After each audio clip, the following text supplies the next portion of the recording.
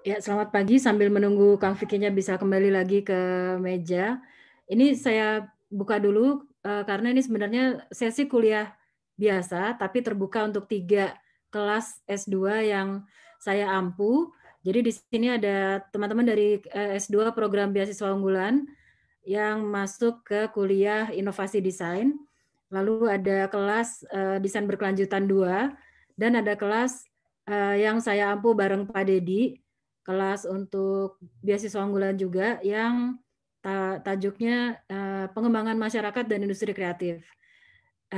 Hari ini kan minggu terakhir kuliah ya, jadi minggu depan itu sudah UAS. Jadi hari ini biasanya sebelum UAS memang kami membuka kelasnya untuk dosen tamu yang, satu subjeknya itu bisa melingkupi juga atau punya relevansi ke 3 bahasan di 3 kelas tadi. Dan karena ini sayang kalau hanya didengarkan oleh kelas-kelas, di S2, maka kuliah kali ini kami buka untuk umum juga. Jadi ada publik yang memang sempat, mendaftar di online, yang lalu kami kirim emailnya, kami kirim, link Zoom-nya ke emailnya, tapi ini masih mengalir terus, nanti mungkin ada yang menyusul juga belakangan. Dan, sekarang kita bisa, coba kaitkan apa apa yang akan disampaikan oleh Kang Vicky, terkait dengan siapa tahu bisa terkait juga dengan tesisnya dan sebagainya. Di sini ada teman-teman juga dari komunitas, jejaring kami di ICCN dan BCCF dan yang lain juga. Ada teman-teman di asosiasi profesi, terutama desain. Lalu ada juga, bahkan ada Pemda, jadi ada beberapa, staf Pemda yang juga ikut hadir untuk menyimak Kang Vicky juga. Kang Vicky selamat pagi, ini saya kenalkan dulu ya sebelum kita mulai. Kang Vicky terima kasih atas waktunya di sela-sela, jadwal yang ajaib dan mendadak seringkali. Itu kalau ada yang lihat Kang Vicky videonya itu kantornya itu kayak gitu. Jadi, sedang standby di kantor dan Kang Vicky ini kantornya itu di Jakarta sekarang, di kantor Kementerian, Koperasi dan UKM, karena beliau adalah staf ahlinya Kang Teten, Menteri, Kop UKM. Staf khusus, Pak Budita. Staf khusus ya, maaf, staf khusus. Gimana sih? Terus Staf ahli itu ketua umum juga. struktural, saya staf ahli. Kalau kita kan tim Gitu. saran-saran aja. Oh gitu. Ya nanti coba dijelasin. Tapi paling enggak semua berita termutakhir tentang seputar UKM Indonesia itu pasti Kang Vicky tahu gitu. Dan bahkan bukan cuma tahu, mungkin dia juga yang manas-manasin supaya ini terjadi gitu.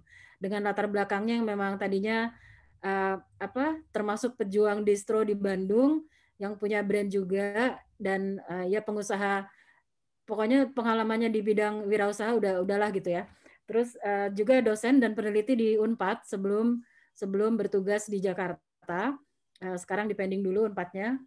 Lalu ketua umumnya Indonesia Creative Cities Network yang sekarang sudah ada 210-an kota kabupaten bergabung dengan community hub itu, dan juga dulu ketua Bandung Creative City Forum sebelum saya. Tapi juga waktu itu Kang Vicky nyambi jadi ketua Karang Taruna Kota Bandung. Jadi urusan grassroots, urusan kepemudaan, urusan pengembangan masyarakat juga ada pada Kang Vicky. Jadi kayaknya 3 mata kuliah yang saya ajar sebenarnya Kang Vicky juga bisa ngajar nih. Karena subjeknya juga sebenarnya mirip-mirip. Ini akan saya persilakan paparannya boleh boleh 30 menit atau lebih, karena memang mungkin nanti diskusi aja atau nanti dipancing tanya-tanya juga, kita bisa mulai sekarang. Bagi mahasiswa S2 kelas saya dan Pak Dedi, itu format namanya diganti jadi NIM terus nama ya, sambil jangan lupa isi daftar hadir di Six, udah saya buka juga, terutama yang hari ini. Oke Kang Vicky silakan dimulai. Ya, makasih Bu Tita. Assalamualaikum warahmatullahi wabarakatuh. Selamat siang rekan-rekan semua. Mas Dedi sehat, Mas Dedi. Pak Dedi, maaf.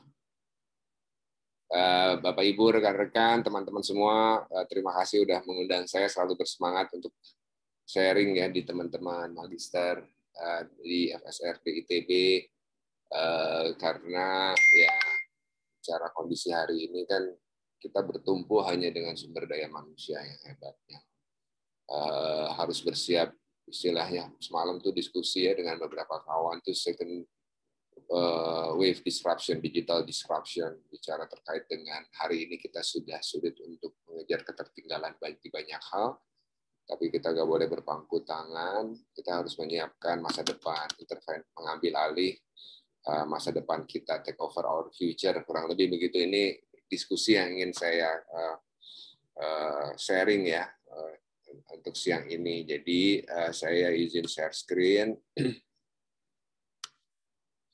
Jadi ini sama Bu Tita dijembrengin semua jabatannya. Jadi kalau saya ini mungkin ngelihat dari 4 posisi yang lagi diemban hari ini tuh bisa dibilang semacam quadruple helix, living quadruple helix ya, mungkin Bu Tita ya. Sebenarnya ada tambahan 1, cuman emang jabatan itu nggak bisa dipublish gitu ya. Memang saya juga aktif sebagai konsultan. Ada satu grup digital media terbesar di Indonesia. Jadi ya di pentahelixnya semua dapat sih. Pemerintahnya di Kementerian Koperasi, saya staf khusus bidang pemberdayaan ekonomi kreatif. Kemudian di Fakultas Ekonomi Bisnis, di Departemen Manajemen dan Bisnis, saya mengajar sejak tahun 2007 di komunitas, itu di akademisi ya, di komunitas, di jejaring Indonesia Creative Service Network, sebelumnya di BCCF, sebelum Bu Tita ketuanya, sebelum Kang Emil ketuanya, bareng dengan Pak Dedi juga ya sebagai pendiri. Kemudian saya juga di perusahaan di korporasi gitu di Angkasa Pura II yang memanage 19 bandara di wilayah barat Indonesia, kecuali ada satu Banyuwangi. Ada di Bandara Soekarno-Hatta, ya, bandara-bandara di Sumatera, di Kalimantan, itu ada di bawah operasional dari Angkasa Pura II. Dan ada satu pekerjaan di wilayah media. Jadi yang ingin saya sharing sebetulnya terkait dengan UKM masa depan, menyiapkan apa yang memang kita harusnya lakukan sejak lama, by design, by planning yang proper. Jadi rekan-rekan semua, Bapak Ibu, ini adalah postur yang sebelah kiri adalah postur dari pelaku usaha di Indonesia. Kita bisa lihat sebetulnya 99,9% itu adalah UMKM. Ya, berkontribusi kepada 60% ekonomi Indonesia. Jadi kalau misalnya dibilang UMKM adalah kita, ya iya gitu, menyerap 130 juta tenaga kerja. Tapi isunya dari 99,9% itu 98,9% ini adalah mikro. Ini yang sebetulnya sangat kontradiktif. Kalau misalnya 64 juta unit usaha dari 270-an rakyat Indonesia, kenapa rasio kewirausahaan Indonesia masih 3,47%? Karena yang mikro ini, seperti kita ketahui, ini adalah sektor informal, subsistence economy. Orangnya nggak niat jadi pengusaha juga, cuman karena untuk survival, untuk survive, karena di sektor formal, di kecil dan besar, sampai dengan besarnya ini tidak bisa menyerap tenaga kerja, sehingga ya mau nggak mau membuka usaha. Lagi musim durian, jualan durian, yang musim rambutan, jualan rambutan, kalau nggak ada musim buah-buahan, dia kembali ke desanya menjadi buruh tani, dan seterusnya. Dan seterusnya. Nah ini yang sebetulnya menjadi tantangan kita, Kementerian Koperasi dan UKM, dengan hanya 2.000-an ASN, birokrat, ditambah 34 dinas provinsi, 514 kabupaten kota dinas di tingkat 2, itu kita yakini nggak akan mampu bisa memanage, nggak punya rentang kendali. Bagaimana kita bisa, jangankan ngomongin program yang lebih detail, bagaimana untuk mendata sebuah keniscayaan, menurut saya usaha mikro yang sangat-sangat fluid, ya, sangat-sangat dinamis ini bisa betul-betul presisi di data. Nah, sehingga ada 2 pendekatan dari Kementerian Koperasi dan UKM, kita namakan low touch approach, yaitu di usaha mikro, dan high touch, itu di kecil dan menengah. Jadi yang ingin kita lakukan, rekan-rekan semua, adalah mengintervensi di kecil dan menengah. digedein ini. Semua energi ya 60% kita kuatin di sini untuk apa? Untuk bisa menyerap yang di bawah, mengkonsolidasi yang mikro. Agar nanti sebetulnya posturnya ini yang super ideal seperti gentong lah gitu. Ya. Tapi ya minimal pun kalaupun piramida ya harus berbanding lurus dengan kontribusi PDB-nya, dengan kue ekonominya. Kan ini kue ekonominya 99,9%, kue ekonominya 60%. 40% ekonomi Indonesia dikuasai dengan yang 0,01%, kan kurang lebih begitu. Tantangannya kenapa itu terjadi? Ya, ini tadi nomor 1 saya sudah jelaskan, nomor 2 juga. Nah, nomor 3 karena memang nggak punya literasi bisnis yang kuat, ya, lebih banyak copy paste, ya, ATM. Saya juga nggak, kalau dibicara entrepreneurship saya tuh nggak happy dengan istilah ATM sebetulnya. ATM kalaupun mau digunakan amati, teliti, dan modifikasi itu oke, daripada amati, tiru, dan modifikasi. Bayangkan di nomor 3 ini ada 25 warung di antara 100 rumah di Jakarta. Apakah kita akan terus mau tambahkan dan seterusnya ini kita pertanyakan. Nah ini juga ya tadi karena tren gitu, ya udah jalan aja, nggak by design, nggak masuk ke rantai pasok industri. Ini fakta, angka yang memperlihatkan kontribusi ekspor UMKM Indonesia kepada seluruh ekspor itu hanya 14%. Di zaman krisis 98 itu adalah masa keemasan UMKM Indonesia, di mana kontribusinya nyaris 20%. Nah, ini bisa kita lihat sebetulnya kenapa bisa seperti ini, ya, padahal angka-angkanya ini luar biasa gitu, masih kontribusinya kecil. Bahkan dari sisi bicara ekonomi digital, onboarding ke digital itu masih juga sangat minim ya, 19% atau setara dengan 12,5 juta UMKM yang on board digital. Pada saat pandemi, waduh itu berat banget buat UMKM. Nah, ini adalah salah satu strategi bagaimana UKM hari ini kita dorong untuk nggak bermain di end product saja.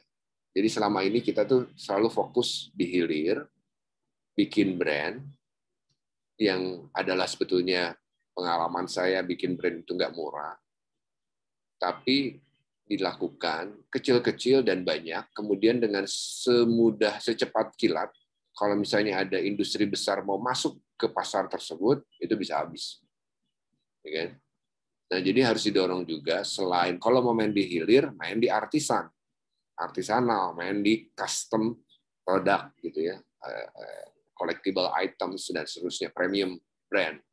Kalau mau main mass, itu di hulu justru, masuk ke rantai pasok. Ya, sehingga bisa salah satunya ini adalah strategi untuk kita bisa mendorong ekspor. Indonesia 14%, bayangkan dengan perbandingan dengan negara-negara ini ya, Vietnam, Malaysia, kemudian Jepang, Korea, dan China. Nah, ini sebenarnya isunya. Nah, bicara juga terkait dengan rasio kewirausahaan, ini juga challenging sekali Indonesia, di mana kan syarat untuk entrepreneur bisa menjadi backbone ini di ekonomi Indonesia, di sebuah negara kan 4%. Dan ini juga 3,47 juga masih kita lagi kaji.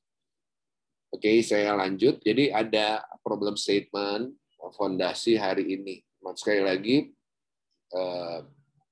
di takeaways dari slide ini adalah nggak bisa 64 juta, 130 juta usaha tenaga kerja ya, ini dikonsolidasi sepenuhnya. Kalau pemerintah, kalau Kementerian Koperasi UKM ini terus fokus dengan energinya untuk ini semua hari ini, walaupun kewajiban tentunya iya gitu, ini nggak akan beres juga mau 20-30 tahun gitu dengan kondisi seperti ini.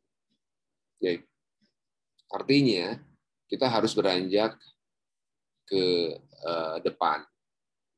Bagaimana kita juga menyiapkan yang saya tadi bilang second wave digital disruption. Yang di first wave kan kita tahu lah, e-commerce dan segala macam, siapa yang menguasai hari ini di digital.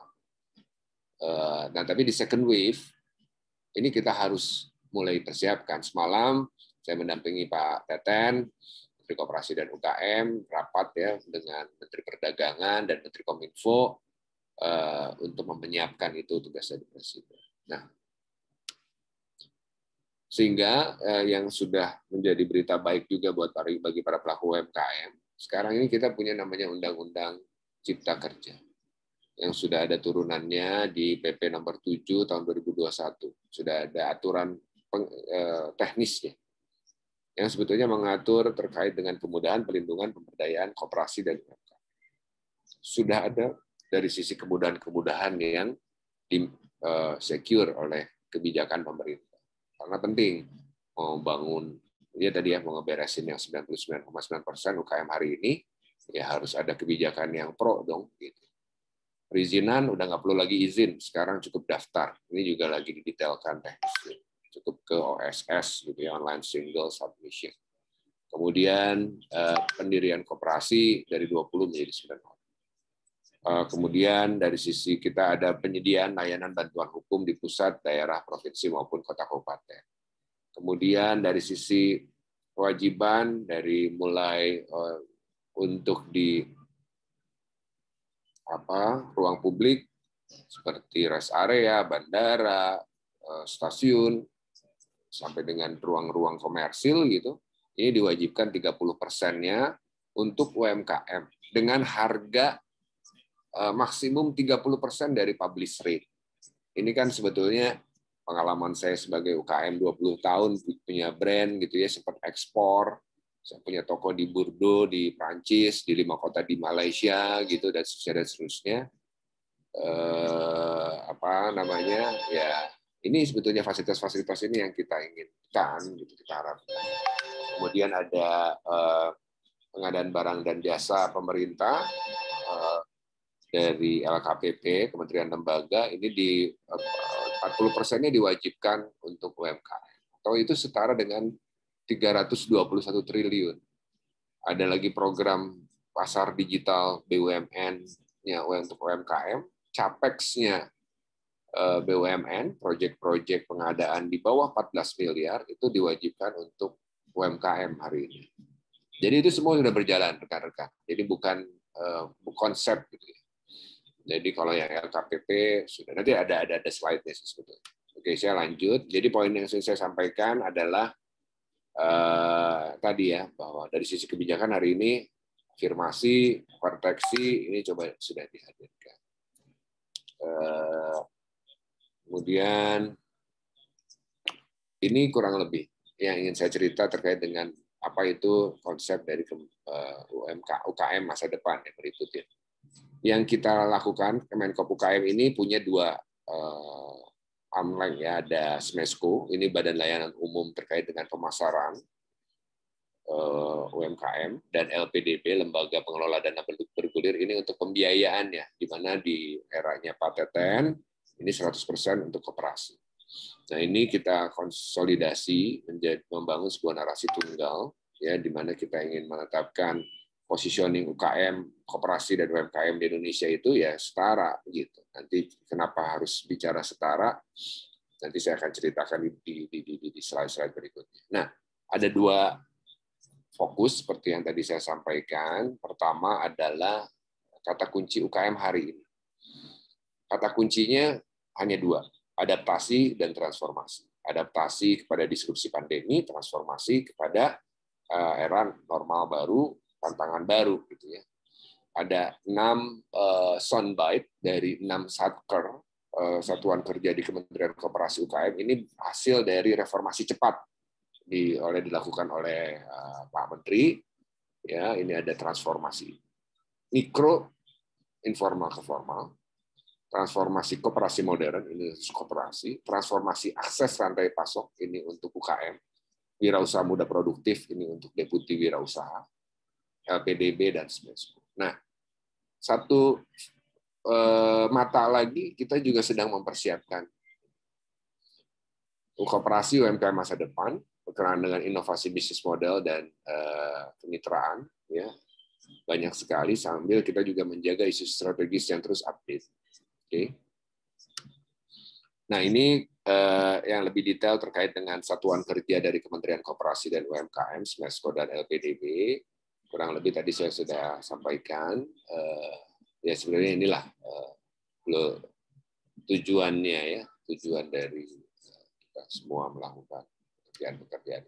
Nah, ini saya coba susun slide ini runut gitu ya. Bagaimana juga selain kita mendesain segala macam dari mulai market insights, supply bahan bakunya untuk bisa di scale up atau enggak, proses produksi, kemitraan dan seterusnya, sambil mendesain masa depan benar-benar di lembar kerja yang baru, polos gitu.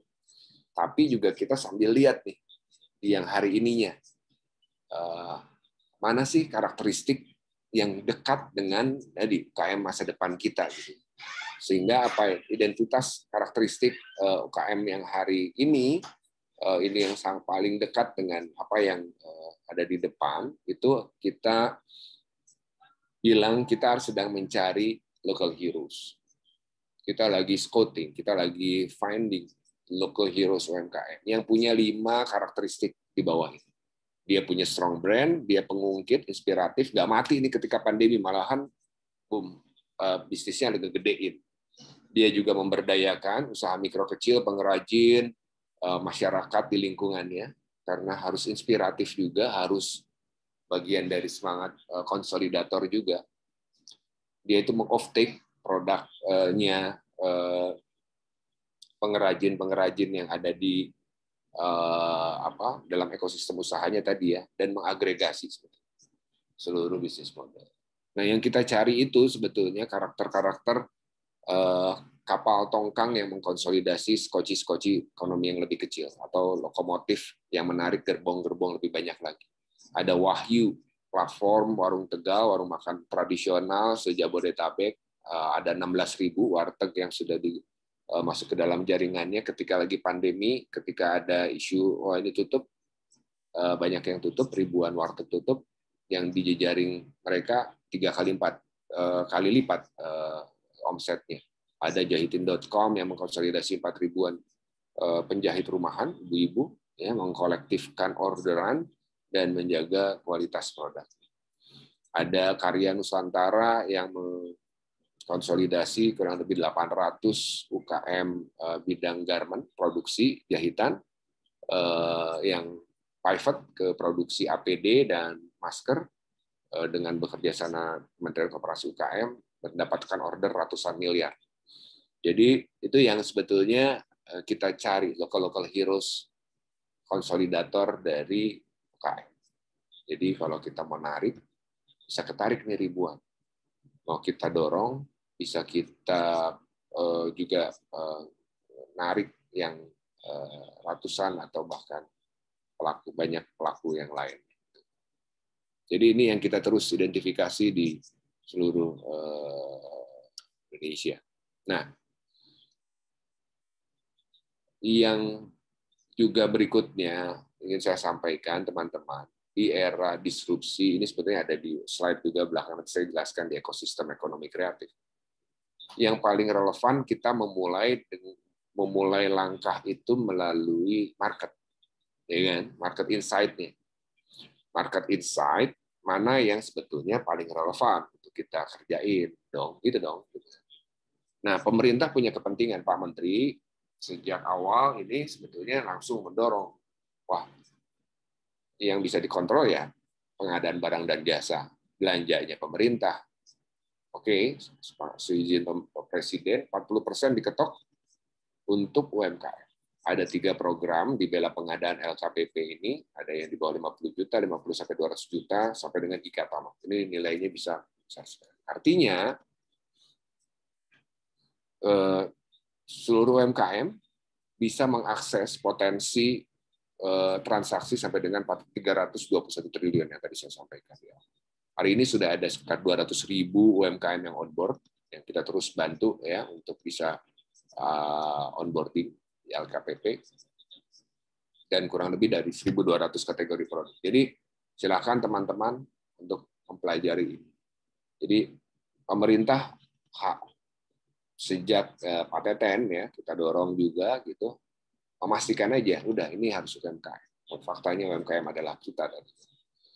Nah kemudian juga dari sisi yang lain tadi saya sampaikan BUMN. Jadi ada MOU antara Pak Teten dengan Pak Erick Thohir ya untuk 107 BUMN ada di dalam Kementerian BUMN. Ini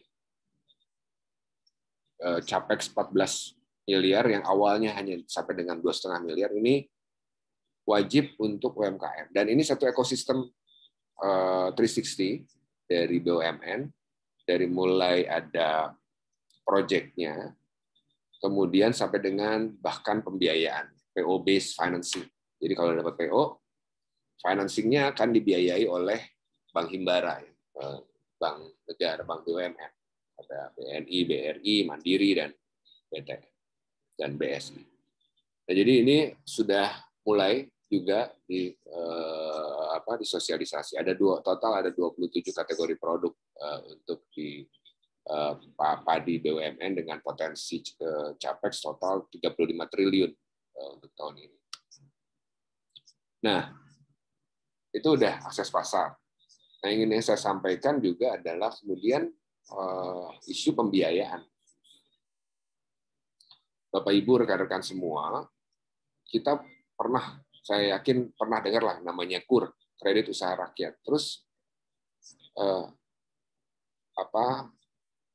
what next-nya gitu.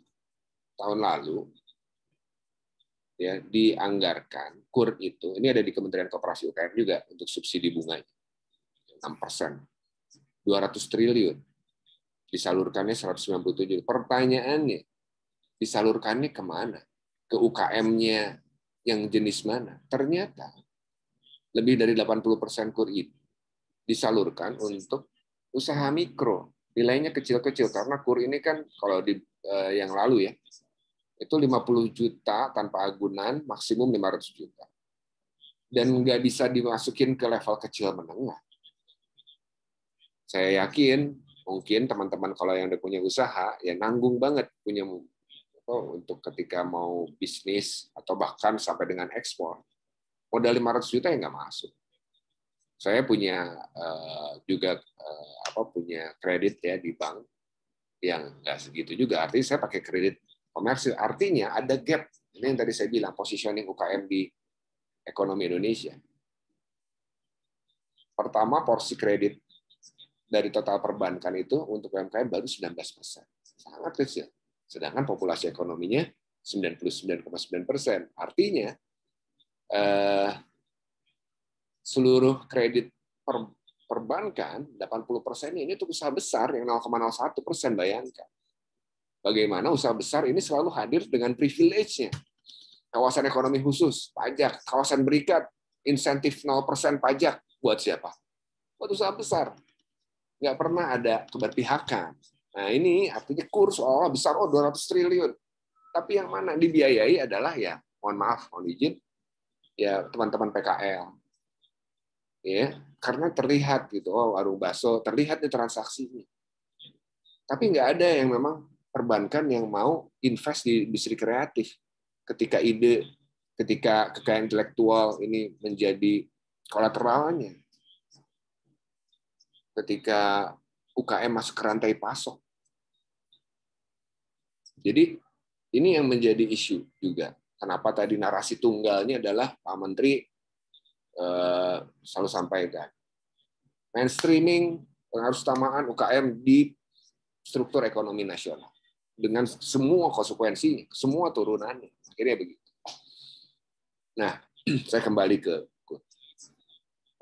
sehingga kita dorong setelah akses pasar disecure, tadi ya kebijakan Cipta Kerja PP nomor 7, payung hukumnya udah diamankan, proteksi, akses pasar ya dong udah 321 plus 35 triliun, 370 triliun bisa diakses untuk UMKM. Oke.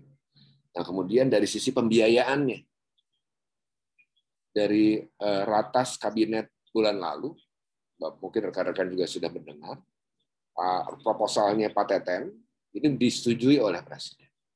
Hasil semua ya kita siapkan bahwa KUR yang 200 triliun itu hari ini untuk yang tanpa jaminan itu bisa sampai dengan 100 juta. Untuk total limit itu bisa sampai dengan 20 miliar. Ya kan? Jadi dari 500 juta menjadi 20 miliar. Itu sangat signifikan. Dan kemudian disiapkan, ini sedang disiapkan, ini masih rancangan, ada namanya Komite Koordinasi Pengembangan Kewirausahaan Nasional, yang isinya ini macam PMO atau PMU ya, Public Management Office atau unit, seperti halnya manajemen office-nya Kartu Prakerja. Yang isinya bisa profesional, swasta, akademisi, dan seterusnya. Ya, walaupun tentunya nanti ada ketua timnya ini ex officio-nya Deputi Kewirausahaan dari Kemenko UKM. Yang ini isinya adalah ada wirausaha UKM-nya, ada lembaga pembiayaan bank non-bank yang tadi, KUR ini salah satunya, ya bisa dilihat misalnya di garis-garisnya ke sini gitu. Yang isinya ini PMU konsultan, inkubator, universitas asosiasi profesi sampai dengan agregator, enabler, accelerator, dan nanti ada aktivitasnya di panel konsultannya yang punya tiga tugas, asesmen, rekomendasi pembiayaan, dan pendampingan. Jadi akan dibiayai 20 miliar satu UKM, satu entrepreneur. Okay. Yang mungkin nggak perlu menyicil dulu sampai dengan 7 tahun, 5 tahun. Cicil pokok dan bunga. Ketika masuk dalam program komite ini. Karena kalau misalnya, jadi ini sebenarnya strategi seed funding, seed capital. Kan kalau selama ini investment di startup itu kan kita kenal dengan angel investor, seed capital, kemudian venture capital, baru IPO lah kurang lebih gitu ya, kelompok besar. Tapi ini nggak bakalan dapat seed capital tuh, seed investment tuh udahlah. Venture capital pasti nunggu. Mau sampai kapan kita mau create lebih banyak lagi unicorn, decacorn gitu. Kalau enggak, nanti setengah besar diambil sama venture, sama visi-visi asing bahkan. Gitu. Jadi ya, at the end of the day, ya pada akhirnya semua perusahaan rintisan keren itu dikuasai lagi sama yang besar, yang 0,01% terjadi. Nah ini lagi kita proses betul, ya terkait dengan isu tersebut teman-teman. Sehingga tadi ya ini di tengah pembiayaan dengan inisiatif dan seterusnya lagi disiapkan. Nah, bicara fenomena UMKM Indonesia, umur panjang dan seterusnya dan seterusnya. Dulu di era saya kuliah, ya ini MAIC ya, wah ini keren banget. Tapi sekarang ada di mana posisinya? Ini contoh bagaimana sebuah produk UMKM inovatif, keren, jualannya canggih, besar dengan inovasinya, tapi at some point ketika bisnisnya tadi kan ini end product hilir, masuk ke produk-produk yang kritik begini ya, food. Ini kan ada penguasanya industri besar. Ya, ini bisa sangat challenging betul. Saya nggak bilang bahwa ini berat gitu dan seterusnya ya. Tapi challenging karena ada yang gila lah, nggak bisa dilawan gitu secara size gitu. Diambil. Kemudian denim movement, saya pelakunya juga. Ada lah kita bisa nyebutin 1, 2, 3 brand, tapi bandingkan dengan ya KM di Indonesia itu 40%-nya kan di sektor fashion. Berarti sekian puluh juta. Berapa brand dari sekian puluh juta yang bisa kita sebut brand lokal yang eksis, yang bisa bertahan, seterusnya. Movement-nya ada. Berarti dari sisi komunitasnya kita perkuat, apa segala macam diperkuat. Nah, yang tadi cerita, mulai akses pasar yang dari mulai kebijakan, akses pasar yang dari sektor pemerintah, dari sisi pembiayaan, ini sebetulnya untuk mengawal gerakan-gerakan teman-teman komunitas. Ini yang paling fenomenal menurut saya. Canggih. Gitu. Tapi sekali lagi, market share-nya berapa? di antara seluruh market share footwear di Indonesia gitu ya. Ini juga kita terus kawal, gerakannya ada. Nah, saya masuk ke kemudian bagaimana praktek digitalisasi. Ya. Rekan-rekan, ini adalah musuh besar kita. Ini sebuah keniscayaan cross border illegal, ya kan? Jadi kemarin kita sudah pernah trending topik fenomena impor Mr. Who yang murah banget. Gimana mau compete UKM kita dengan jilbab yang diproduksi dari negara sana dengan harga Rp5.000, Rp6.000, ya kan?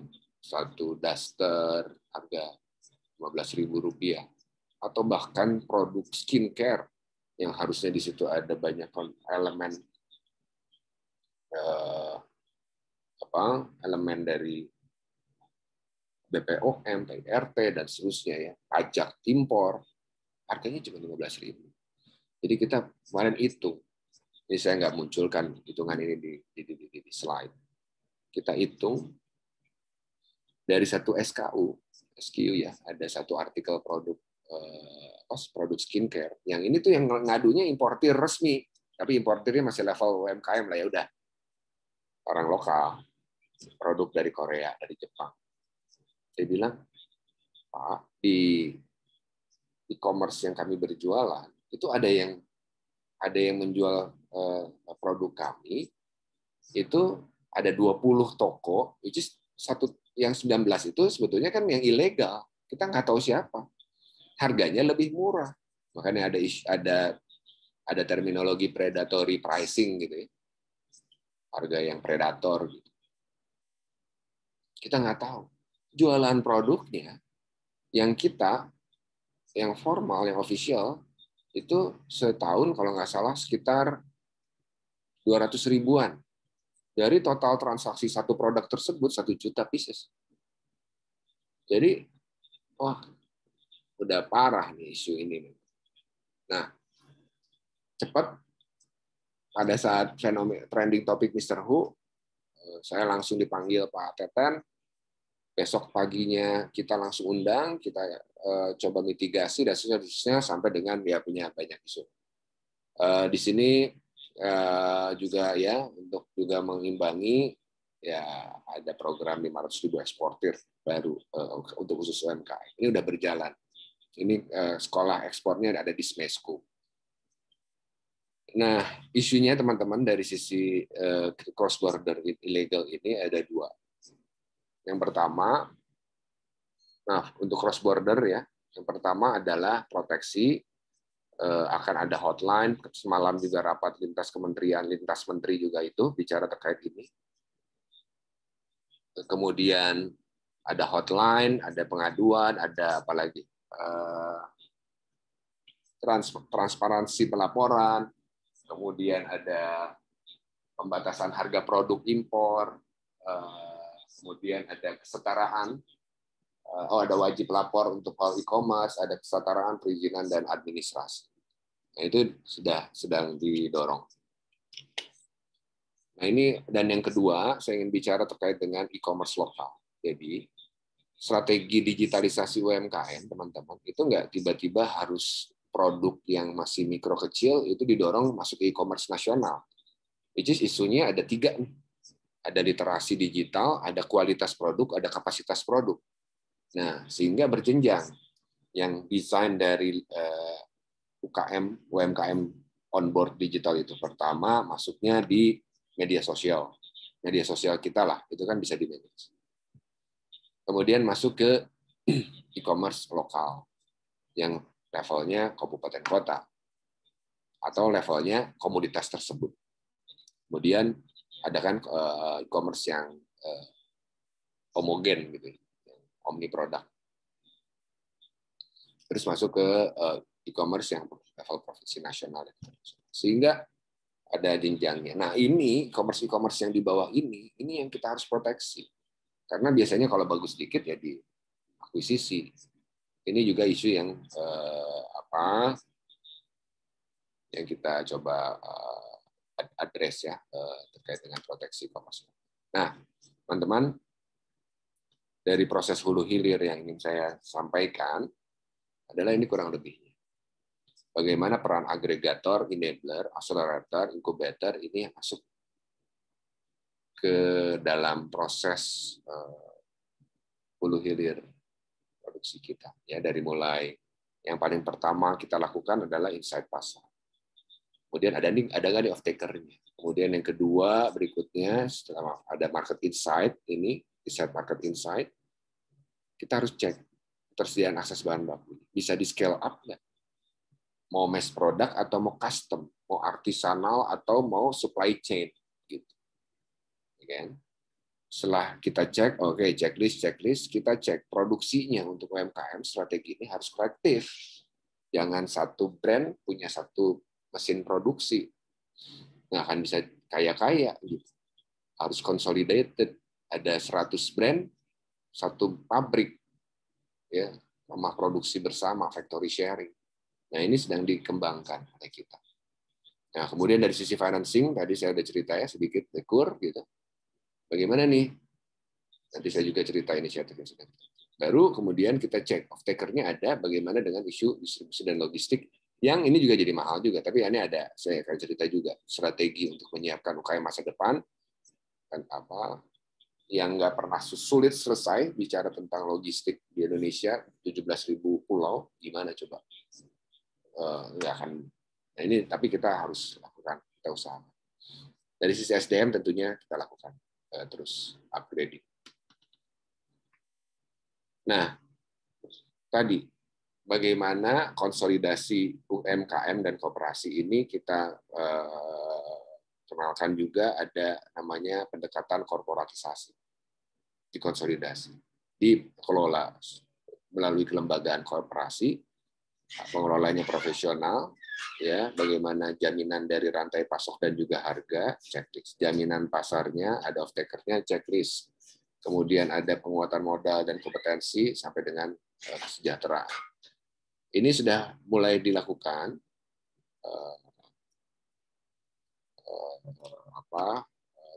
beberapa contoh ya di program-program dari Kemenkominfo. Contohnya ini di Muara Gembong, 16.000 hektar melalui program perhutanan sosial di 8 kampung. Ini sudah ekspor menjadi sampai dengan peringkat kelima, dikonsolidasi. Ini adalah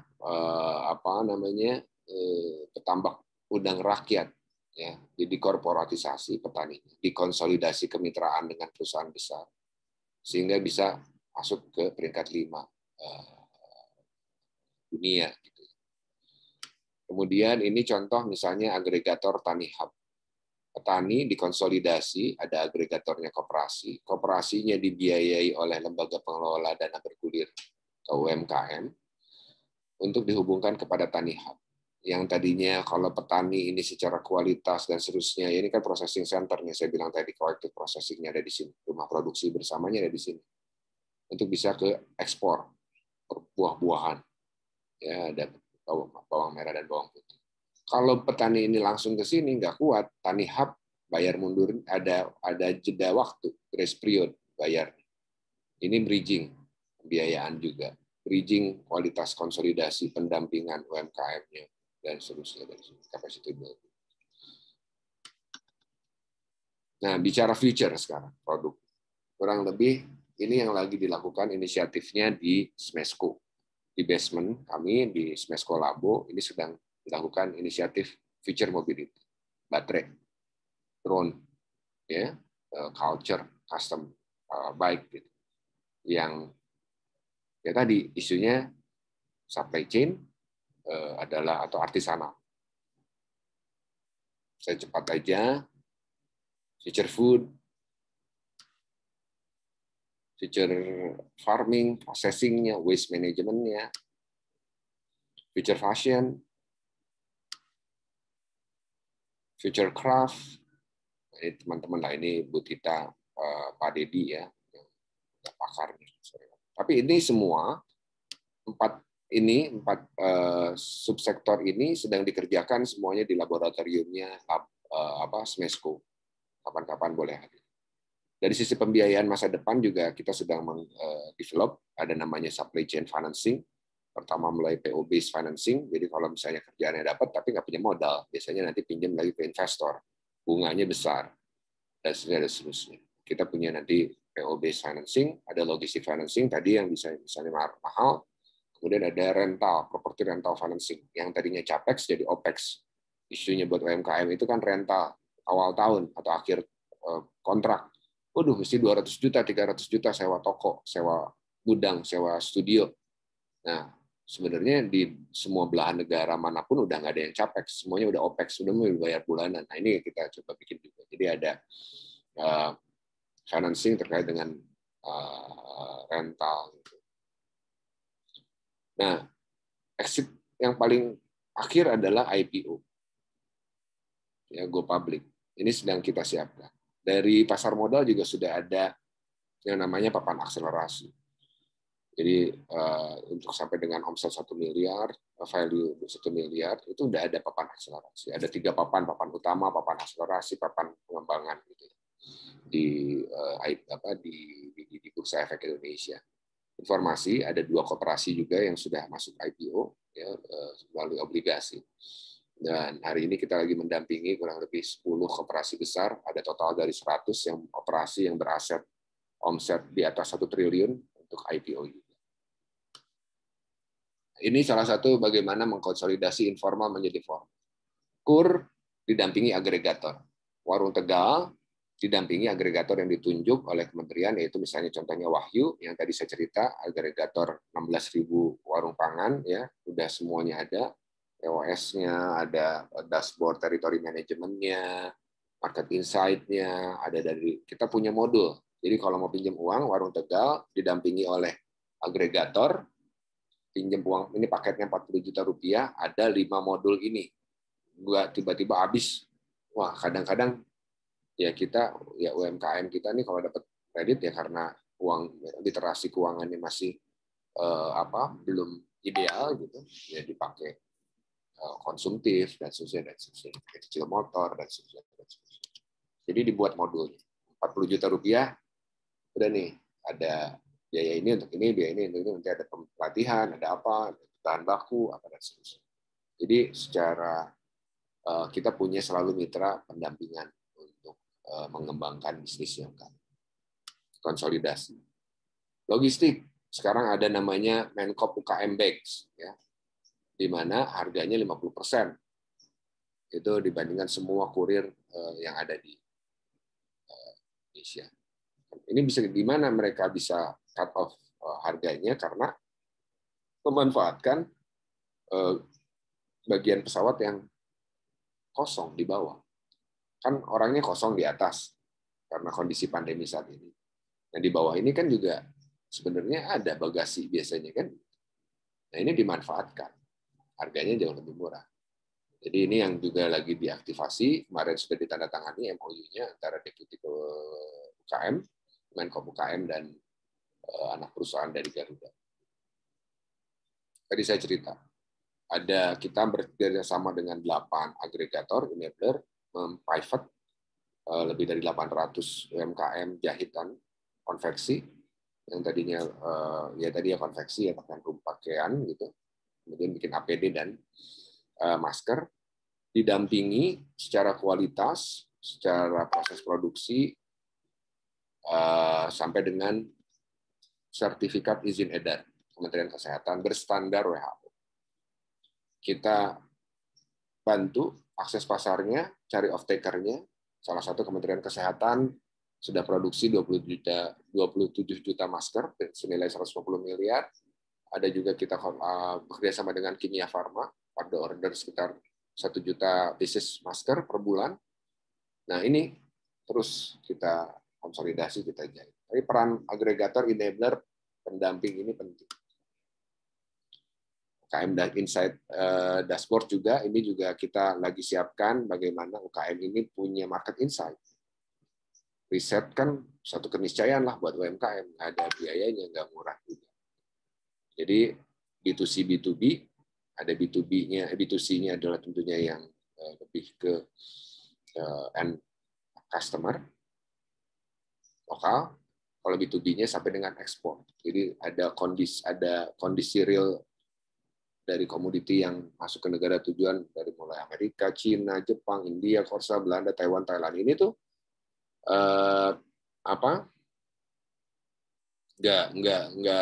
nggak murah data-data ini gitu. Tapi lagi disiapkan dashboard. Bisa diakses gratis dengan kompensasinya update data. Nah, tadi isu data basis data tunggal juga salah satu insentifnya adalah ini kita bagian dari strategi.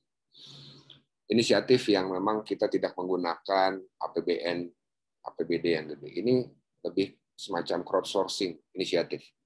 Tiba-tiba kita bisa menggerakkan 34 provinsi untuk program Cerita Wasra.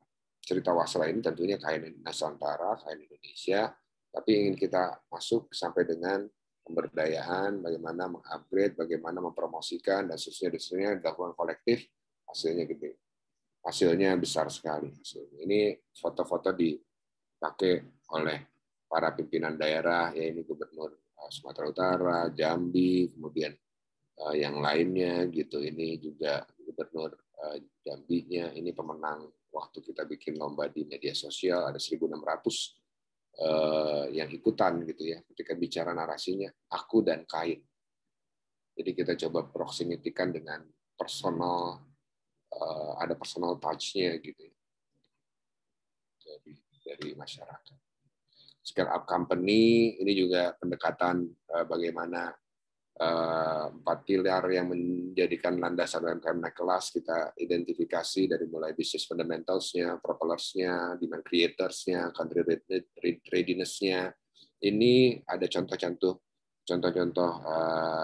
kasus ya di Lebanon, misalkan bagaimana perusahaan besar membantu perusahaan-perusahaan yang lebih kecil, tapi melakukan jejaring, kemudian sehingga sambil dikonsolidasi. Ini peta konsolidasi yang tadi saya cerita, si local heroes ini. Yang besar-besar ini, dot-dot yang besar ini. Ya, ini harus pembimbingan, penginspirasian, pendanaan sampai dengan peluncuran usaha bisnis baru. Jadi lagi coba terus dorong ya, pendekatan-pendekatan. Dan kemudian juga komunikasi hari ini, teman-teman tahu sendiri di era digital. Jadi setelah keren, wah bikin video keren, bagus segala macam, tapi yang nge-views-nya hanya 40-50 itu juga jadi problem saya di kementerian gitu, bikin vlognya menteri ya viewsnya paling 400-800.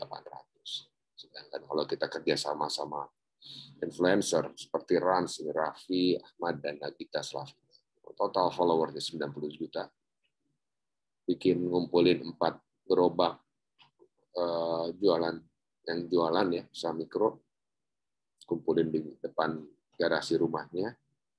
Dalam waktu 1 hari ada 15 juta yang nonton. Bagaimana juga kita beradaptasi terkait dengan cara komunikasi, cara jualan. Itu TikTok dan seterusnya. Koperasi custom culture, ini koperasi yang anak muda, kita masuk ke komunitas-komunitas ya, ini sudah bicara dengan Mas Lulut Custom Fresh, dengan teman-teman sepatu di Bandung. Nah ini juga bicara ekonomi kreatif, kita selalu bicara 2 sisi, bicara subsektor dan bicara basis. Ini yang menjadikan sebetulnya ekonomi kreatif relevan dengan seluruh sektor. Hari ini kita kenalkan stakeholders baru, yaitu finansial atau tadi mitra-mitra pendamping untuk mengakselerasi, karena saya selalu bertanya-tanya, kontribusi PDB ekonomi kreatif itu nggak lebih dari 8%, sedangkan UMKM itu 60%. Isunya kan di value creation-nya. Isunya adalah dari sisi pendampingan, ini nih isunya, nggak bisa di scale up. Jadi kita coba masukkan, kita namakan Hexahelix stakeholders dengan aktivasi sinergi rumusnya almarhum Irfan Numan, guru saya. Connect, collaborate, commerce, dan celebration. Hari ini kita terkoneksi, rekan-rekan, apa yang bisa kita lakukan, kolaborasinya. Ekosistem ekonomi kreatif terasa tarik. Hari ini paling relevan kita cek mulai dari pasar. Ini proses value creation-nya. Value creation bisa dikawal oleh SDM keren yang seperti apa. SDM keren pasti hasilkan karya produk karya yang keren untuk bisa kemudian masuk ke pasar.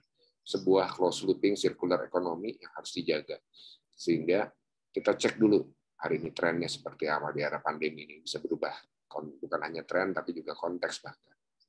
Contoh, dan ini informasinya dari Bu Tita, gitu ya, bahan bakunya rotan ini banyak di Kota Palu. Produksinya di Cirebon. Risetnya di Bandung. Pasarnya di Jakarta atau enggak di Bali. Bagaimana kita memoderasi ekosistem yang tadi saya ceritain. Oke, tapi saya mungkin ingin lebih banyak diskusi. Poinnya adalah seperti ini contoh. Bagaimana pemetaan dari industri rotan ya, moderator akselerator. Ya, kita petain di produksi perlu apa yang kita dari sisi pasar. Kita harus cek dulu market insight-nya apa terkait dengan mungkin hari ini yang lagi happening, functional home decor, orang lagi di rumah ya, lagi mulai banyak beli-beli macam-macam. Dari sisi R&D-nya apa, SDM-nya apa. Jadi insight ini yang kemudian kita cek proses R&D-nya rekan-rekan. Masuk baru. Jadi jangan lompat bikin masuk ke sini dulu gitu. Tapi dari sini prosesnya gitu. Ya ini proses iterasinya saja. Jadi kita menjahit sebetulnya dari intervensi sampai dengan expand ke pasar berikutnya, dari mulai pasar lokal tingkat kecamatan, pasar level lokal, level kabupaten kota, provinsi, nasional sampai dengan regional, internasional. Ini terakhir mungkin salah satu yang menjadi concern kita bagaimana isu future food, bagaimana permasalahan ini sudah banyak ya diskusi, tapi hati-hati future food-nya jangan future food punya global gitu. Ada permasalahan-permasalahan ini.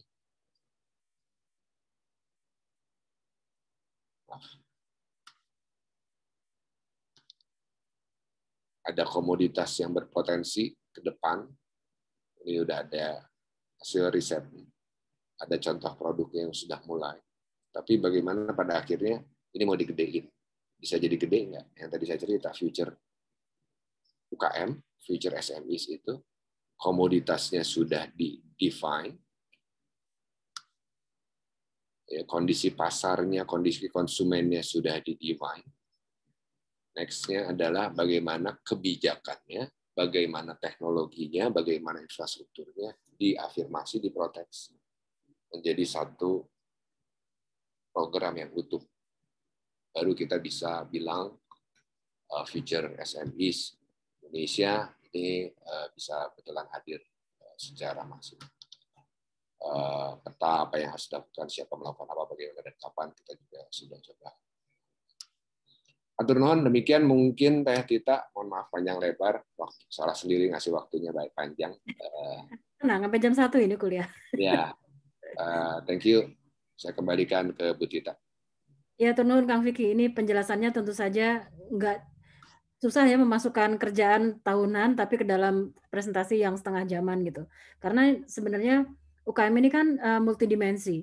Dan kalau kita bicara, karena ini sedang dalam mata kuliah Magister Desain ya, jadi sebenarnya industri kreatif dan teman-teman yang juga menjalankan UKM tahu bahwa sekarang sedang terjadi yang namanya transformasi besar-besaran, dan yang namanya transformasi pasti ada beberapa kegagapan yang harus diisi. Nah, terutama di sini teman-teman yang di Magister Desain, latar belakangnya kan nggak semua juga desain gitu. Ada yang dengan disiplin lain lah. Sekarang saya buka dulu, ada teman-teman dari peserta S2 Desain yang mau bertanya dulu. Saya berikan kesempatan pertama dari yang peserta kuliah desain dulu ya. Karena ini memang sebenarnya sesi kuliah, namun dibuka untuk publik. Ada yang mau raise hand atau mau buka mic dari mahasiswa? Kalau belum, saya akan lanjut ke yang di chat box. Ini Kang Vicky siap untuk menanggapi mungkin? Ini saya ngambil catatan dulu. Sip. Sok.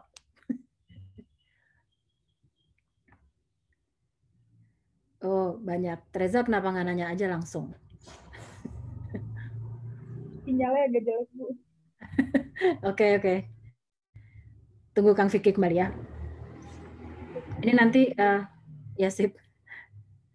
Ini yang dari mahasiswa dulu yang saya bacakan ya, Kang Vicky. Apakah sudah bisa kedengaran lagi? Sudah, silakan. Ada Treza ini, kameranya juga udah nyala, cuman sinyalnya nggak yakin. Pak, saya ingin bertanya, perihal komponen pajak dan kepabeanan yang berlaku untuk produk impor selama ini dengan rencana kebijakan pemerintah dalam meregulasi diskon di e-commerce terhadap produk lokal. Menurut Bapak, apakah kebijakan tersebut dapat memberi pengaruh untuk membuat daya saing yang lebih kompetitif pada produk lokal atau UMKM dengan produk impor? Ini dari Treza. Mau disekalianin nggak? Sekalian aja. Sekalian aja, oke. Ini ada Georgie dari Reka Bogor. Dia ICCN di Jawa Barat juga. Georgie mau bertanya, ada nggak ya cara efektif untuk meningkatkan kecintaan masyarakat kepada barang jualan UMKM, at least supaya mau spend more money ke local brand? Lalu ada lagi Ahmad Bayu Aryawan. Itu yang sedang resen ya, Kak ya? Dari Universitas Haluleo Kendari, Sulawesi Tenggara. Apa perbedaan aktivitas ekonomi kreatif dalam perspektif tradisional, spiritual, dan modern? 3 dulu, Kang. Oke, ini saya kecilin dulu. Yang sebelah. Nah, jadi perihal komponen pajak kepabeanan. Kenapa lu mesti baca ini, Bu Tita? Saya kan bisa baca sendiri. Sorry, nanti sih baca aja sendiri sebenarnya. Kacau. Yang berlaku untuk produk impor selama ini rencana. Oke. Yang sekarang kan dengan adanya Peraturan Menteri Keuangan PMK nomor 93 ya 2019. Yang tadinya $75 menjadi $3 itu udah dipajakin. Yang pasti ini banget mengantem banget produk impor. Nah, ini mau kita perketat lagi pasti. Dan pajaknya UMKM harus diperkuat insentif. Itu udah jelas lah. Pajak itu kan sebuah keniscayaan. Ya, jadi sepakat bahwa ini juga jadi sudah ada, saya coba cek. Sudah ada komite. Kalau ingat waktu Presiden pernah bicara terkait dengan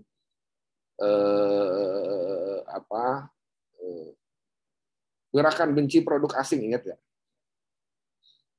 Oh, itu kan sebetulnya kan untuk ini ya, untuk nyubit semua lah yang ngurusin ekspor impor, produk impor dipermudah, kita mau ekspor susah. Ini lagi di sebelah nih di ruangan lagi ngomongin ekspor pisang. Pisang kita tuh nomor 3 dunia ekspornya. Itu tuh petani rakyat dikonsolidasi. Nomor 3 dunia. Tapi tahu berapa ada izin untuk ekspor pisang? 21 izin. 21 sertifikat ya. Gimana mau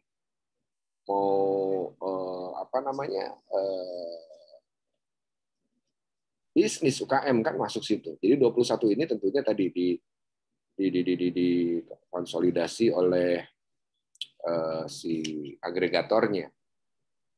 Ya. Jadi sekarang itu terkait dengan pajak dikomandani langsung oleh Dirjen Pajak ya. Saya lagi nyari sih supaya sorry nggak hafal semua. Oke, anyway, ada 20 kurang lebih ada 21 lembaga, kementerian lembaga yang dikonsolidasi oleh Dirjen Pajak. Ini lagi kita ngerjain. Apa nama programnya? Nanti kalau ada nanti saya kasih tahu Bu Tita ya. Sorry saya ini nih lagi nyari bahannya belum ketemu. Tapi anyway itulah isu pajak.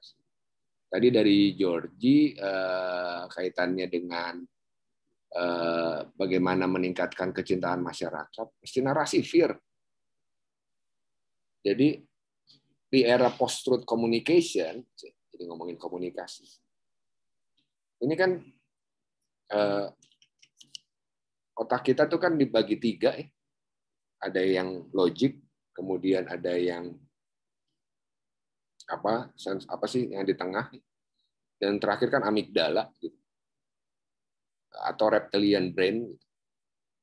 Bayangin di survei ketika Pilpres kemarin ada 9 juta warga Indonesia yang percaya misalnya Pak Jokowi itu non Muslim aslinya. Itu karena apa? Hoax. Jadi kalau pakai metode-metode sederhana, kampanye, program, komunikasi, kan kita sekarang punya ya Bangga Buatan Indonesia. Walaupun lumayan banget nih Bangga Buatan Indonesia dimobilisasi betul. Ada pemaksaan. Tapi narasi fear-nya juga harus dikerjain. Komunitas aja ini, George. Jadi saya tuh selalu cerita ya waktu saya masih bisnis clothing gitu. Lu beli kaos gua dong. Kalau lu beli kaos gua, sama dengan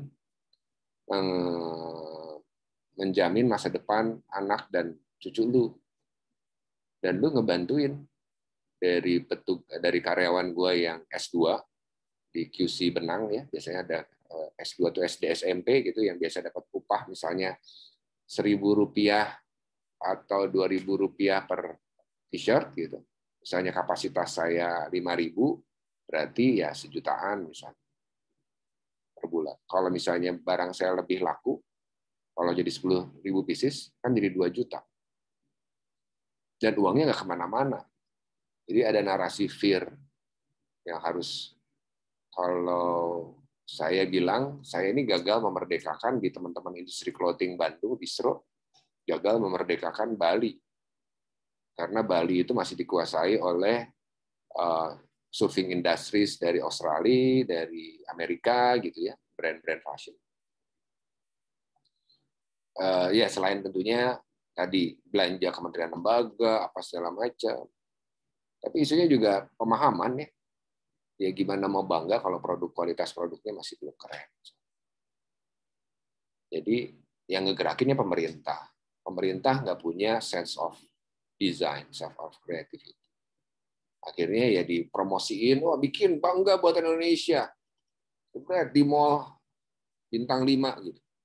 Produknya ya produk-produk UKM masa lalu gitu. Yang pakainya juga kan kayak gitu. Jadi ini mungkin perlu holistik ya. Tapi ya kita bisa gerakin sih. Perlu ada provokator-provokator yang nyebarin narasi fear, ofensif gitu. Menurut saya. Itu yang mungkin pemerintah nggak bisa lakukan. Jadi teman-teman komunitas lah, teman-teman Reka Bogor ini bisa lakukan mungkin. Terakhir, ini perbedaan aktivitas ekonomi kreatif, perspektif tradisional, spiritual, modern. Ya, ekonomi kreatif yang menjahit itu. Ekonomi kreatif itu ya platformnya. Tradisional spiritual itu kan ruhnya. Identitasnya. Pendekatannya bisa jadi modern. Jadi menurut saya bukan perbedaan, tapi yang hari ini paling relevan itu disinergikan. Itu mungkin Bu Tita. Ya, terima kasih. Satu putaran lagi ya. Ini ada yang dari mahasiswa dulu yang saya bacakan. Dari Hutami Wijayanti yang paling bawah. Izin bertanya bagaimana metode yang dilakukan oleh Kementerian Koperasi UKM untuk menjangkau UMKM tersebut untuk memastikan bahwa mereka mengetahui bahwa ada program-program pemerintah yang bisa mendukung usaha mereka. Terus saya bacakan yang di awal-awal. Yang satu ada dari Bandung, Andi. Sejauh mana peran PT POS sebagai distribusi BUMN dapat diberdayakan dalam kancah online shop? Ada beberapa daerah sangat bergantung terhadap pengiriman tepat waktu. Yang satu lagi mungkin sifatnya lebih ke remarks atau komentar. Ada dari Saung Magot, Bandung Barat, Jawa Barat, Pak Saifullah. Betul Pak Vicky, kadang banyak yang ditolak dengan KUR karena BI caking kredit sepeda motor. Mohon solusi dan masukan kepada pemerintah. 3 itu, Bang. Iya, bagaimana menjangkau? Kalau pernah dengar program Banpres Produktif Usaha Mikro, BPUM, untuk hibah modal kerja ya. Tahun lalu 2,4 juta rupiah, tahun ini 1,2 juta rupiah untuk 12 juta usaha mikro. Tahun lalu 28 triliun, tahun ini berarti 14 triliunan. itu kita menggunakan pendekatan lembaga pengusul. Lembaga pengusul itu ada 5. Ada dinas daerah yang membidangi koperasi UMKM, ada 2 itu koperasi, yang ketiga itu BUMN, yang keempat itu kementerian lembaga, yang kelima itu adalah perusahaan lembaga pembiayaan. 5 ini sebetulnya mereka yang punya data UMKM. Mungkin datanya pemerintah nggak lebih canggih daripada datanya misalnya perusahaan kredit, BPR, ya kan? Atau BUMN seperti PNM yang ngurusin usaha mikro, gitu. Atau koperasi yang memang sangat regional banget, daerah banget, tapi dia yang betul-betul paling paham. Nah, cara kita untuk menjangkaunya itu menggunakan banyak lengan. Itu satu. Yang kedua, di tanggal 3 April kemarin di Bandung, Pak Teten, Menteri Koperasi UKM juga baru meluncing namanya Gerakan Indonesia Bersama UMKM atau GBER UMKM. Kita mengkonsolidasi para pendamping UMKM. Sementara ini baru 8 pendamping yang kita hitung itu ada kurang lebih sudah didampingi 8. Lumayan, 4 jutaan UMKM. Ada 25.000 total pendamping. Ya kalau mau, dan ini kita menjadikan gerakan dan membuka gerakan ini untuk publik, termasuk juga buat individu-individu. Jadi kalau mau kita menjangkau yang tadi 64 juta UMKM, ini kan pekerjaan berat. Sehingga high touch, low touch tadi yang saya sampaikan. Si high touch-nya itu adalah kita intervensi di yang kecil menengah untuk bisa gede. Kalau gede ini bisa narik. Tapi kita identifikasi juga nih, yang mau kita intervensi, mau kita support, mau kita gedein, ini seberapa impactful, seberapa besar dia bisa narik gerbong. Kalau banyak laku. Biayanya kita support, izinnya kita support, off-taker-nya kita pastikan. Jadi itu ya, salah satunya bagaimana untuk menjangkau, biasanya kita ya bersinergi lah. Kata kuncinya sih sinergi dan kolaborasi. Terus yang PT Pos. PT Pos, PT Pos ini harusnya bisa punya ambil peran, benar banget nih Kang Andi ya. Ini benar banget, harusnya punya peran yang hebat di logistik. Ketika dia juga kan siapa lagi yang mau bikin surat kirim surat gitu. Tapi sayangnya memang agak sedikit terlambat. Tapi ya harus jalan terus. Sekarang kan mereka lagi optimalisasi, revitalisasi aset gedungnya, propertinya. Karena pos itu pasti gedungnya bagus di tempat strategis karena pusat kota dulu kan menjadi titik pemajuan kota ya. Pendirian kota ya indikatornya ya dengan kantor pos. Nah, banyak sekarang inisiatif yang dilakukan PT Pos. Salah satunya itu masuk ke komoditas-komoditas khusus. Seperti misalnya pengiriman emas. Ada trading emas. Nah, itu lagi diinisiasi nih, saya tahu nih, baru kemarin kita rapat bareng. Ya, PT Pos sendiri kita ingin coba jadikan mitra untuk logistik. Mungkin kalau e-commerce mereka sudah punya logistik sendiri nih. Ini juga salah satu keluhan dari Asosiasi Logistik Indonesia. Jadi akhirnya yang dulunya mereka ditekan kalau misalnya free ongkir apa dan seterusnya itu oleh e-commerce-nya dipush ke si perusahaan logistiknya. Sekarang malah bikin sendiri lah, kurang lebih gitu si e-commerce. Ini challenging banget ya sebetulnya bicara terkait dengan pengiriman barang. Jadi ini PT Pos, distribusi BUMN diberdayakan, ini mereka sedang melakukan itu dan sepakat ini setuju. Tadi dari Pak Sep, Bandung Barat, BI checking, ya betul, ini memang itu jadi isu ke depan bisa sampai dengan 500 juta 100 juta yang tanpa agunan. Jadi kalau yang dengan agunan sih, dengan jaminan ya bisa sampai bahkan 20 miliar. Tapi tadi nggak berat juga UKM sendirian masuk mengakses itu. Jadi kita mau kawal dengan komite kewirausahaan nasional. Memang tugasnya menciptakan wirausaha baru. Itu Bu Tita. Oke, ini ada dari mahasiswa Apsari Retno. Sebenarnya pemerintah sendiri kan sudah banyak program dari hulu sampai hilir.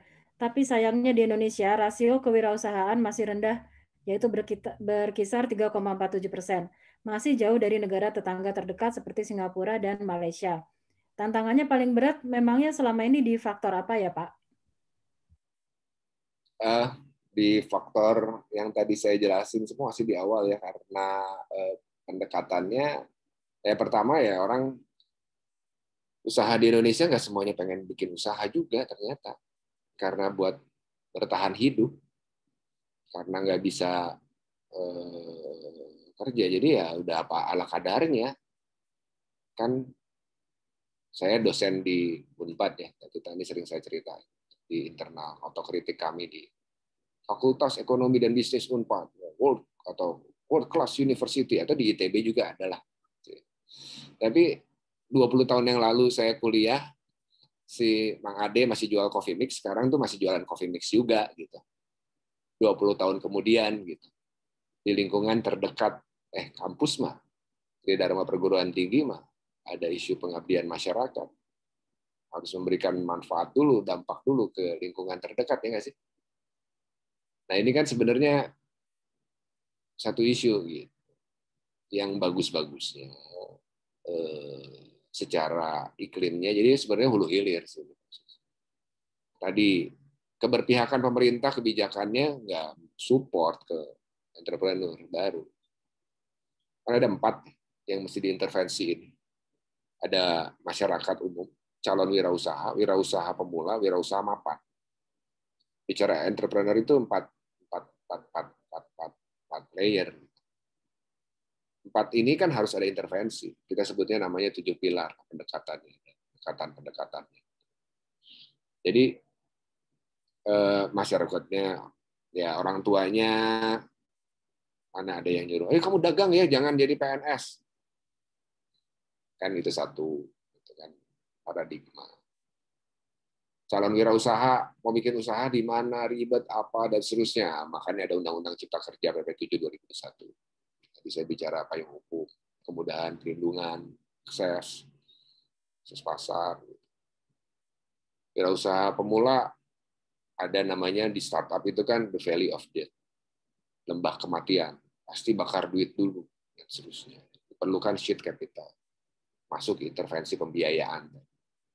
Wirausaha mapan dari yang udah established mau kita jadiin unicorn, jadi gedein sekalian, dikonsolidasi, harus ada kebijakan, harus ada afirmasi, harus ada insentif dan seterusnya. Digedein sekali, pemerintah harus turun. Jadi kan selama ini kan yang sukses-sukses kan termasuk kita gitu kan, kita kan nggak pernah ngerasa pemerintah hadir. Saya ekspor gitu produk gitu, saya pernah punya pegawai sampai dengan 200-an orang. Ada pemerintah kan takut, ini mau ngapain nih kan. Sedangkan ya tadi duitnya pemerintah ya sekarang itu ya paling relevan kan di era pemulihan ekonomi nasional pasca pandemi. Itu sih jadi rasio wirausaha terkait dengan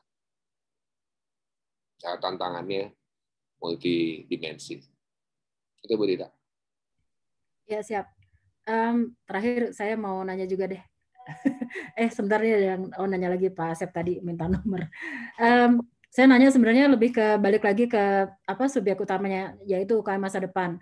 Berarti pasti ada yang membedakan UKM, kalaupun mau kita niat bikin usaha skala kecil dan menengah, apa yang paling membedakan dia dari yang sudah ada sebelumnya.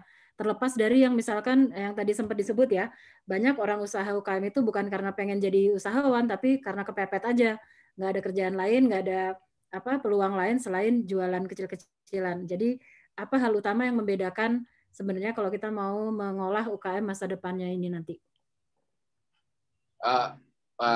mulai dari market insight, Bu Tita. Jadi nggak by feeling. Tapi ini ada satu faktor ya. Ada yang levelnya artisanal, ada levelnya betul-betul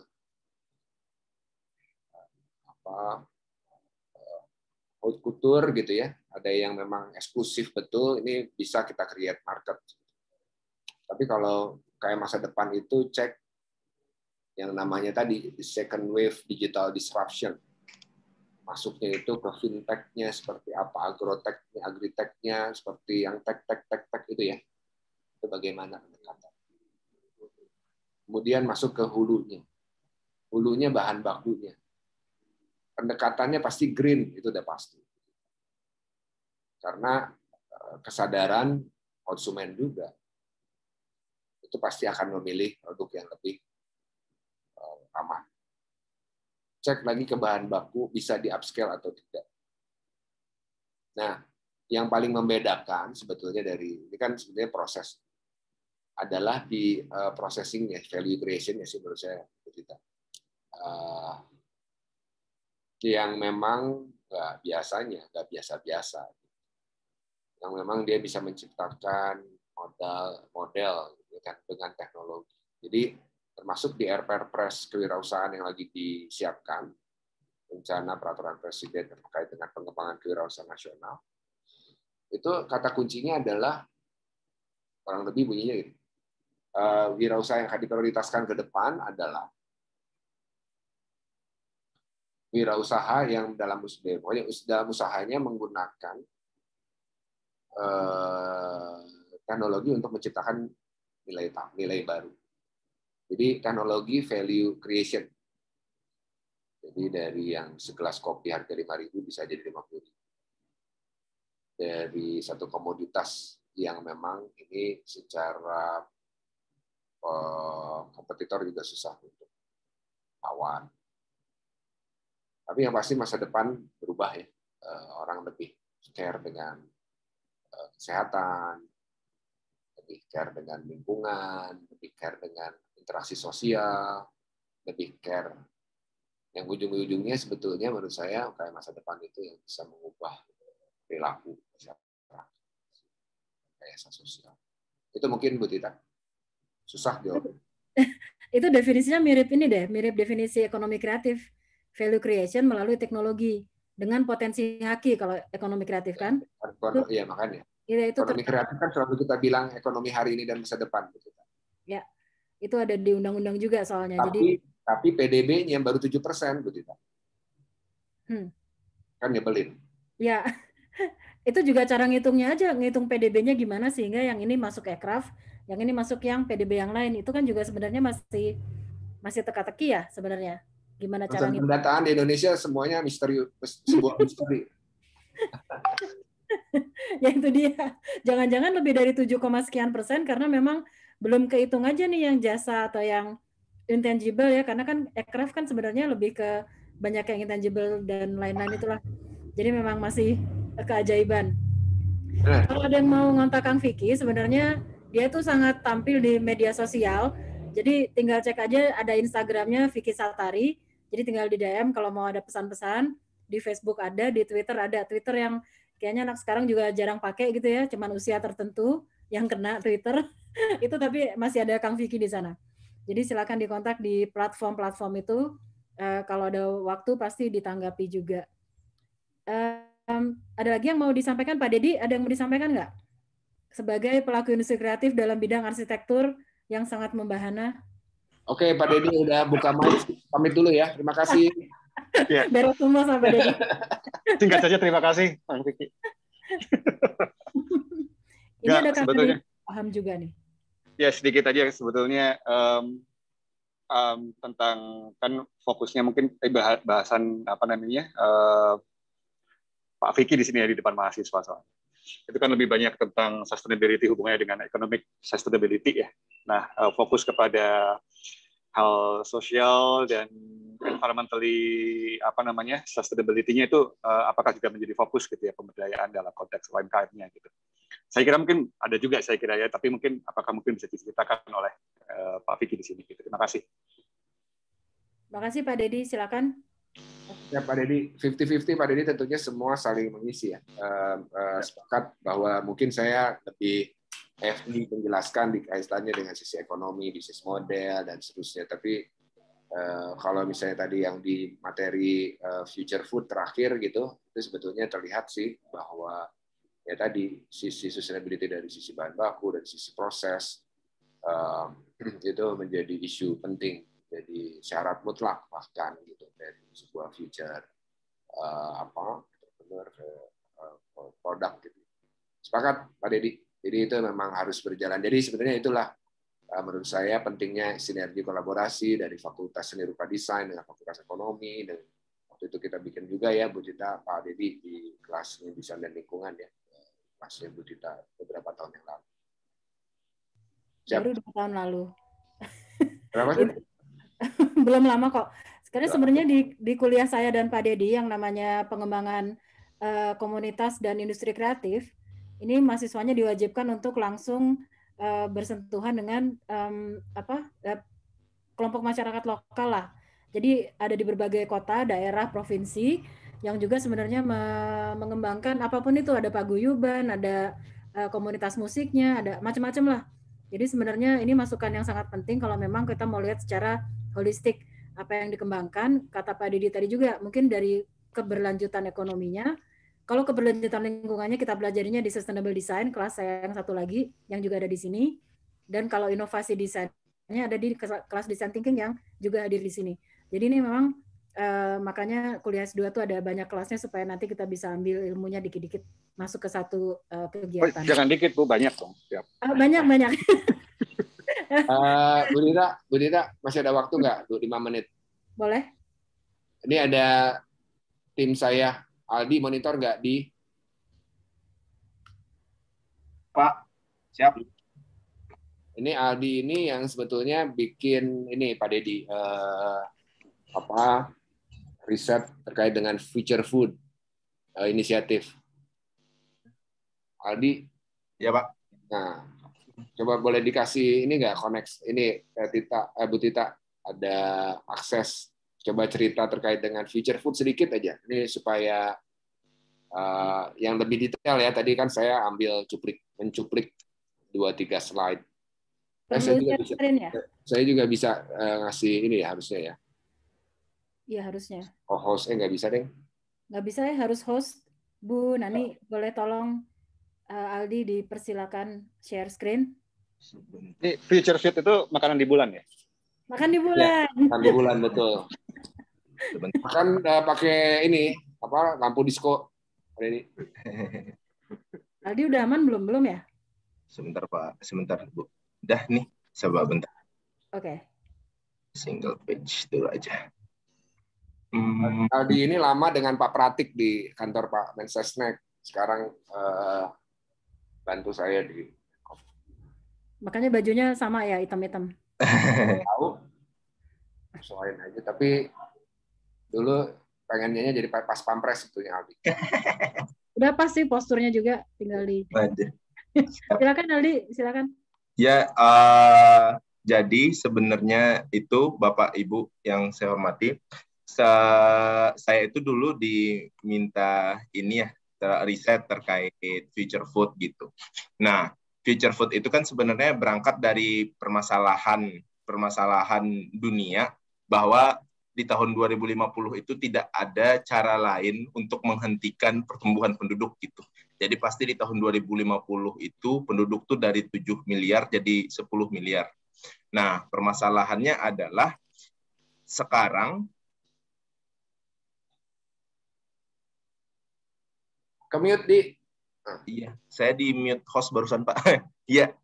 Jadi masalahnya dengan jumlah penduduk yang meningkat itu kita nggak punya lahan yang cukup lagi Bapak Ibu. Sehingga saat ini kan sudah terpakai lebih dari 50% lahan untuk menciptakan pangan gitu, menghasilkan pangan.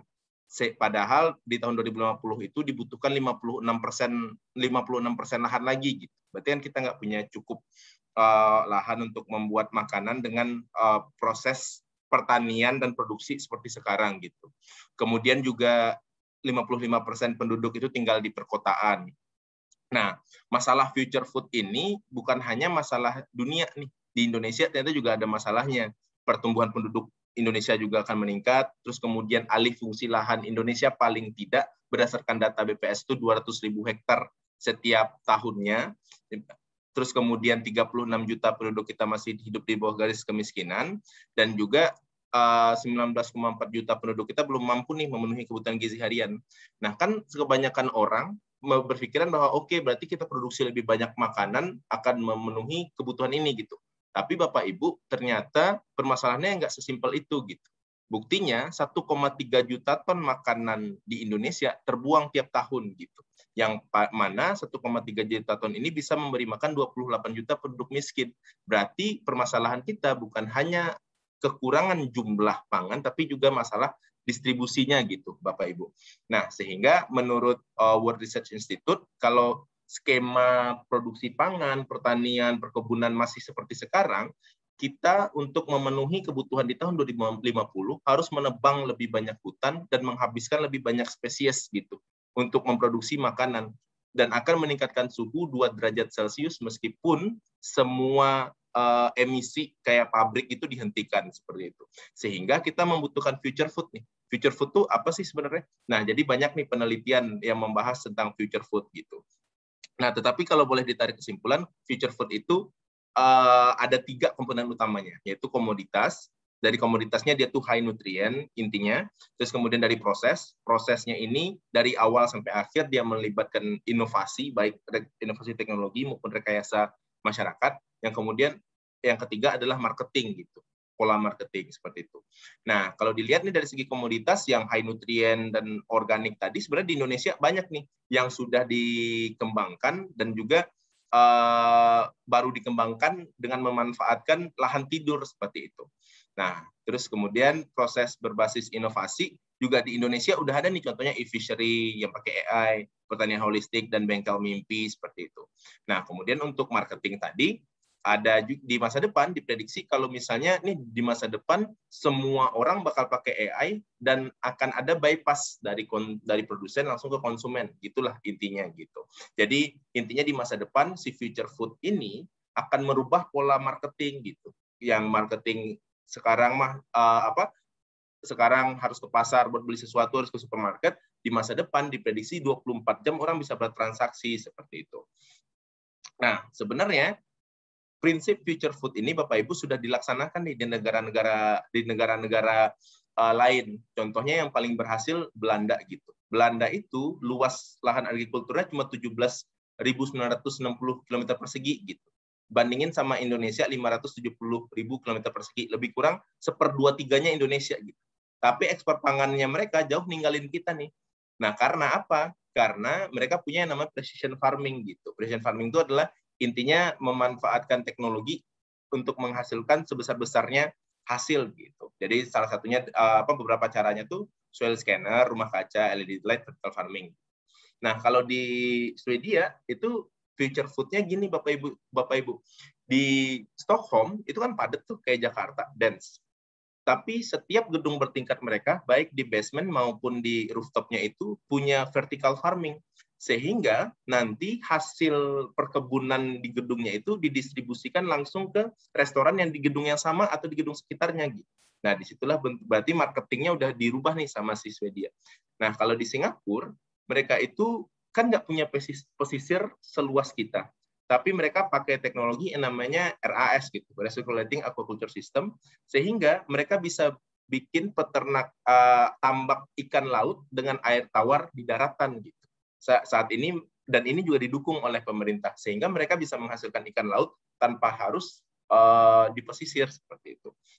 Nah, seperti itu sih Bapak-Bapak, Ibu-Ibu. Nah, ini apa yang harus dilakukan Indonesia seperti itu. Jadi intinya future food ini adalah pangan masa depan, baik dari segi komoditas, baik dari segi proses, baik dari segi dan marketingnya, itu memanfaatkan inovasi dan sayang alam lah. Jadi memanfaatkan sesedikit mungkin sumber daya untuk sebesar mungkin hasil. Itu sih Bapak Ibu kalau misalnya boleh disimpulkan seperti itu.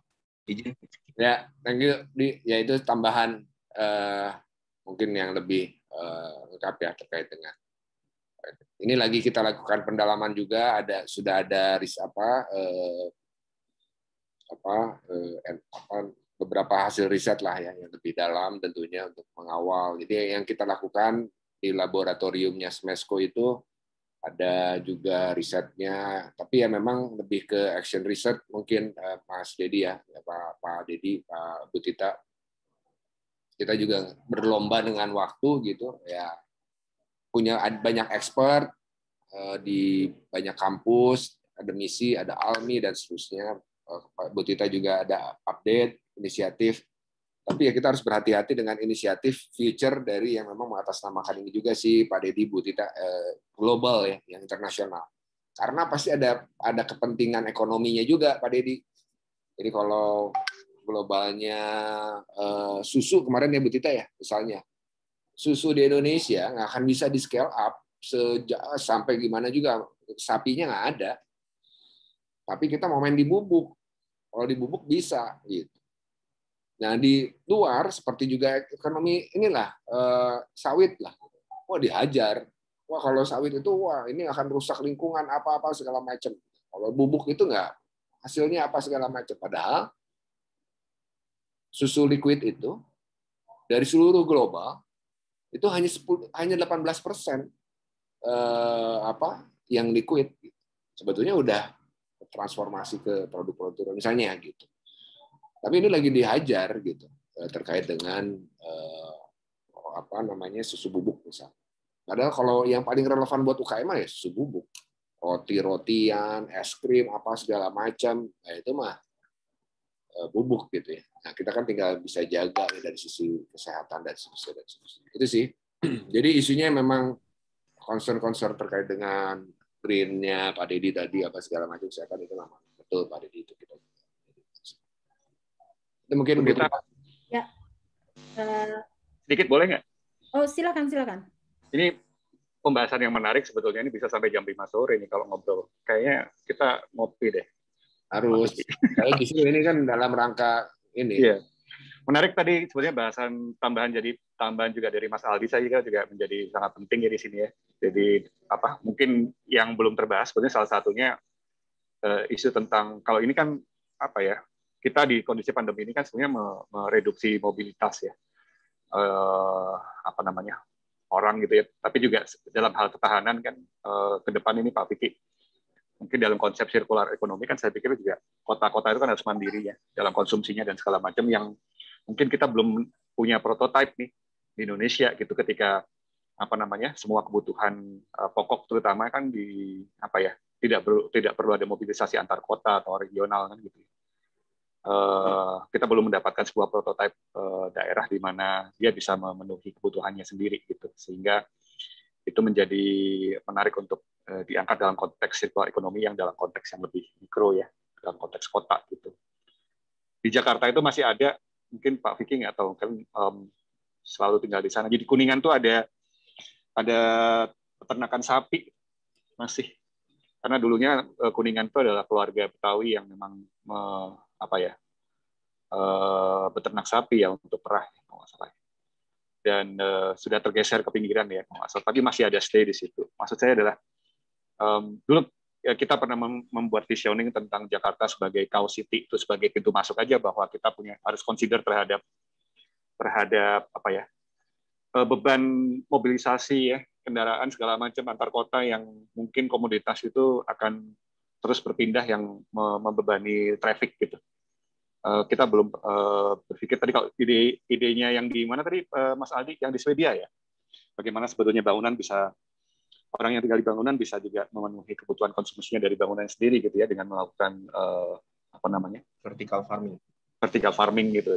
Itu saya kira ke depan saya kira juga kita perlu dorong untuk mungkin bisa juga dimulai juga membuat prototipe ya, di mana ketika nggak tahu apakah juga ibu kota baru ya nantinya, saya nggak tahu juga gitu, bahwa mungkin juga bagian-bagian tertentu juga kita bisa dorong untuk sebuah konsep yang memang bisa dicontoh dengan oleh kota yang lain ya di dalam ketahanan pangan dan berikutnya yang lain-lain gitu ya. Itu Bu Tita sedikit tentang penambahan diskusi. Bang Vicky ada tambahan lagi sebelum saya tutup. Ini ada pertanyaan-pertanyaan lagi dari Indramayu tentang beras, dan memang ini kalau dibahas terus sampai buka aja, nanti buka puasa bareng kita. Tapi ini direkam, jadi sesi ini direkam, nanti akan diunggah di YouTube. Nanti tautannya akan saya sampaikan ke platform-platform tempat sesi ini dipromosikan kemarin. Jadi pasti akan dapat juga. Kalau enggak tinggal nanya ke ICCN or ID atau ke platform medianya Kang Vicky. Kang Vicky, ada pesan terakhir untuk sesi ini? Ditunggu aja teman-teman, khususnya mahasiswanya Pak Dedi, Bu Tita, teman-teman di Magister ini kan level S2. Mudah-mudahan bisa menjadi bagian dari future SMEs kita dengan spirit tadi ya, konsolidator, spiritnya pemberdaya, pengungkit, agregator. Jadi teman-teman semoga bisa jadi kapal-kapal tongkang yang mengkonsolidasi skoci-skoci ekonomi yang lebih kecil untuk bisa